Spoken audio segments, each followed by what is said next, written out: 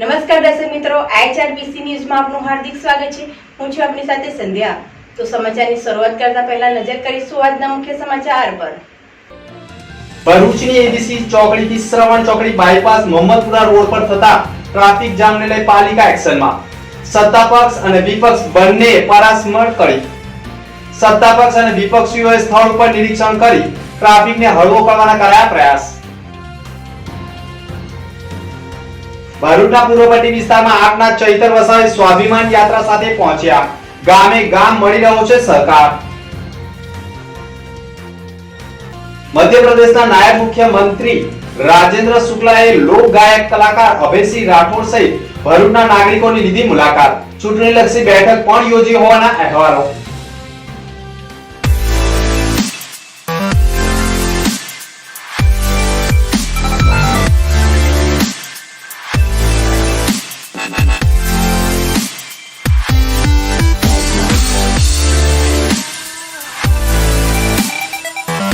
ચૈતર વસાવાની સ્વાભિમાન યાત્રા આજે તવરા ગામે પહોંચતા તવરા ગામમાં આવેલા શ્રી ચિંતનાથ મહાદેવ મંદિર તથા શ્રી રણછોડરાય મંદિરના દર્શન કરી તેઓએ મહાદેવ અને રણછોડરાયજીના આશીર્વાદ લીધા હતા. આવનારા ટૂંક સમયમાં લોકસભાની ચૂંટણી જાહેર થતાં જ હવે આમ આદમી પાર્ટીના લોકસભાના ઉમેદવાર ચૈતર વસાવાની ભરૂચ લોક મત વિસ્તારમાં તેઓની સ્વાભિમાન યાત્રા જનસંપર્ક યાત્રા ચાલી રહી છે. આજે યાત્રાના 10મા દિવસે તેઓ તવરા ગામે પહોંચતા જ ગામમાં આવેલા ચિંતનાથ મહાદેવ મંદિર અને રણછોડરાય મંદિરના દર્શન કરી તેઓએ ગામના જ યુવાનો સાથે ચર્ચા કરી હતી તથા ગામના લોકોએ તેઓની ભવ્ય રીતે સ્વાગત કરી ફટાકડા ફોડી ભવ્ય સ્વાગત કર્યું હતું. સ્વાભિમાન યાત્રાનો અમારો 10મો દિવસ છે. અમે નવા તવરા જૂના તવરા થઈને સુકલતીર્થ ગામમાં અમે પધાર્યા છે. ત્યારે અમે હનુમાન દાદાના મહાદેવ મંદિરના અને રણછોડરાયના દર્શન કરીને આજે આગળ વધી રહેલા છે. તમે જોઈ શકો છો, યુવાનો, વડીલો, માતા બહેનો ખૂબ મોટી સંખ્યામાં ઉપસ્થિત થઈને અમારું સ્વાગત કરે છે. અમને આશીર્વાદ આપે છે અને અમને વિશ્વાસ આપે છે કે ખરેખર જે ગુજરાતમાં ભય, ભૂખ અને ભ્રષ્ટાચારની જે રાજનીતિ ચાલે છે તેની સામે સ્વાભિમાન યાત્રાને પ્રચંડ પ્રતિસાદ મળી રહેલો છે અને ચોક્કસ આવી જ રીતના બધાનો સાથ સહકાર મળે એ અમે અપેક્ષા રાખીએ છીએ. ભરૂચ જિલ્લાના અંકલેશ્વર પંથકના મામલતદાર કચેરીના પાછળના ભાગમાં કચરો સળગાવતા આગ લાગતા ભાડે દોડતા મચી જવા પામી હતી. આગ એટલી હદે પ્રસરી હતી કે આ બાજુમાં આવેલા HP ગેસના ગોડાઉન સુધી પહોંચી જવાનો ભય ઊભો થયો હતો. અંકલેશ્વર નોટિફાઈડના DPMCના ફાયર બ્રિગેડોએ પણ આગ ઉપર કાબૂ મેળવવા માટે તનતોડ મહેનત કરી હતી અને આગ ઉપર કાબૂ મેળવતા લોકોએ હાશકારો અનુભવ્યો હતો. ભરૂચ જિલ્લાના નબીપુર ખાતે આવેલા the Nabipur higher secondary school ખાતે આગામી 11 માર્ચ 2024થી ધોરણ 10 અને 12ની પરીક્ષાઓ શરૂ થનાર છે. જે અંતર્ગત શાળાના અભ્યાસ કરતા ધોરણ 10 અને ધોરણ 12ના બાળકોને વિદાય આપવાનો સમારંભ શાળા તરફથી યોજાયો હતો. જેમાં શાળાનો સમગ્ર શિક્ષકગણ, સંસ્થાના પ્રમુખ અને તેમના તમામ સભ્યો અતિથિ વિશેષ તરીકે અમદાવાદ સ્થિત મુસ્લિમ ધર્મગુરુઓ સૈયદ અસીમ અલ્વી CA, સૈયદ અશરદ હુસેન અલ્વી ઉપસ્થિત રહ્યા હતા. શાળાના પ્રિન્સિપલે તમામ વિદ્યાર્થીઓને પરીક્ષાનું જીવનમાં શું મહત્વ છે તેની સમજ આપી હતી. તમામ બાળકોને શુભેચ્છાઓ આપી હતી. ઉપસ્થિત મહેમાનોએ તમામ બાળકોને મુક્ત મને પરીક્ષા આપી જીવનમાં આગળ વધવાની પ્રેરણા આપી હતી.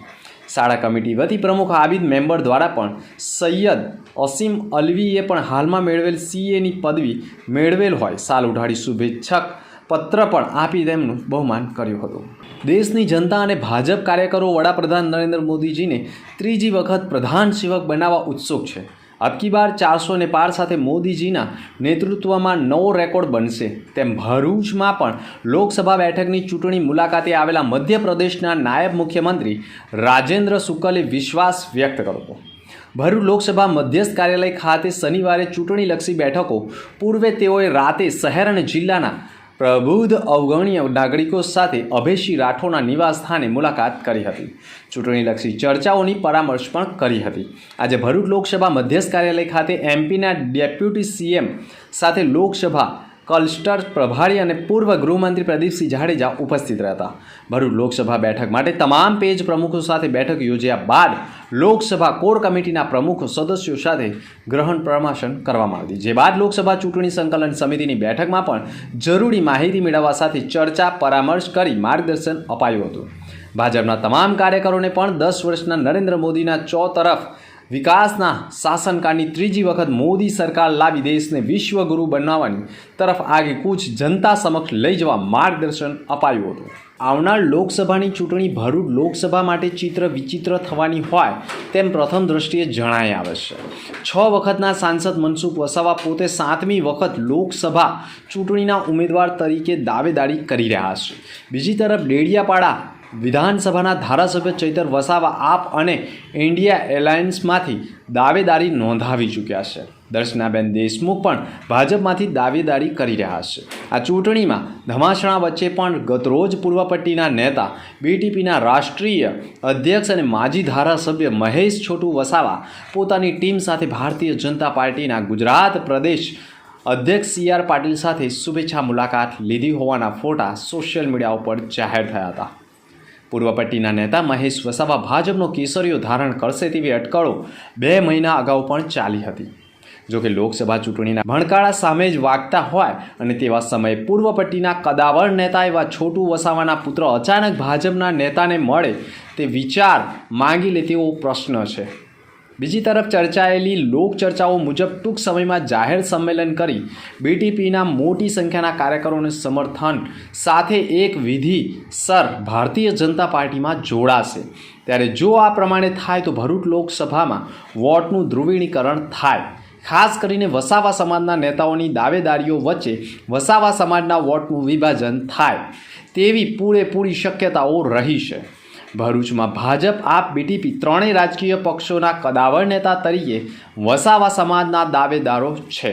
ત્યારે આવા સમયે ભરૂચનું રાજકારણ હવે પૂર્વ પટ્ટી તરફ વધુ ચાલે છે તે કહેવું યોગ્ય લાગે છે. જોકે સૂત્રો પાસેથી મળતી માહિતી અનુસાર બીટીપીના રાષ્ટ્રીય અધ્યક્ષ મહેશ વસાવા આવનારા એકાદ અઠવાડિયામાં વિધિસર રીતે ભાજપનો કેસરીઓ ધારણ કરે તો નવાય નહીં. જોકે આ વિષયને લઈ છોટુ વસાવા નિવેદન પણ જાહેર કરશે તેવી અટકળો પણ ચાલી રહી છે.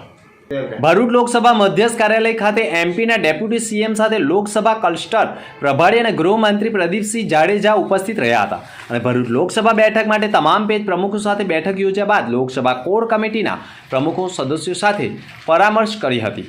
જે બાદ લોકસભા ચૂંટણી સંકલન સમિતિ બેઠકમાં પણ જરૂરી માહિતી મેળવવામાં અને આપવામાં આવી હતી. ભરૂચ શ્રવણ ચોકડીથી જંબુસર બાયપાસ સુધી થતા ભારે ટ્રાફિક જામના કારણે અનેક વાહન નગરના ઇન્ટરનલ માર્ગો ઉપર વાહનોનું ભારણ વધવા પામ્યું છે.